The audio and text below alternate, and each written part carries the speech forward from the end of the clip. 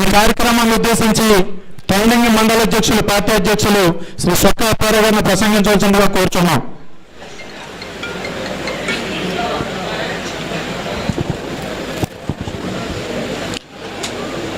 సభకు నమస్కారం అండి.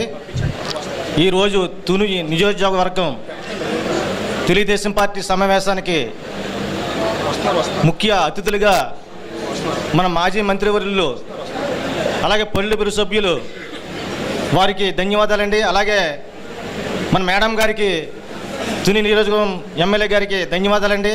అలాగే మాజీ ఎమ్మెల్యే గారికి అశోక్ బాబు గారికి అలాగే అబ్జర్వర్ గారికి నా యొక్క ధన్యవాదాలండి. ఈరోజు చాలా సంతోషమైన విషయం, ఎందుకంటే ఇసుకెత్తే రాళ్ళంత జనంతో మన తెలుగుదేశం పార్టీ కలకల్లాడుతుంది. చాలా సంతోషం అండి.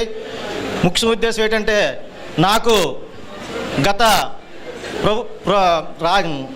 ప్రభుత్వం లేని టైంలో మండల ప్రెసిడెంట్గా అవకాశం ఇచ్చారు.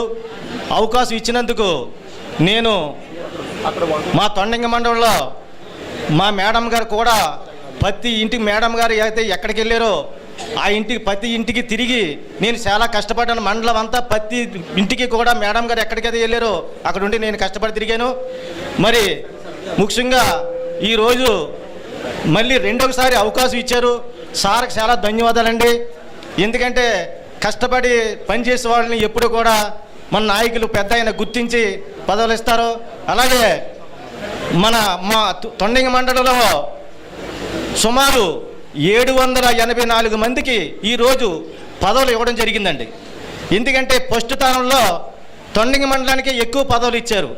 ఈ పదవులు ఇచ్చిన అందరూ కూడా మరి పార్టీకి పనిచేస్తారని రాబోయే రోజుల్లో స్థానిక ఎన్నికలకు కానీ మళ్ళీ 2029 ఎన్నికల్లో 15,000 మెజార్టీ వచ్చింది.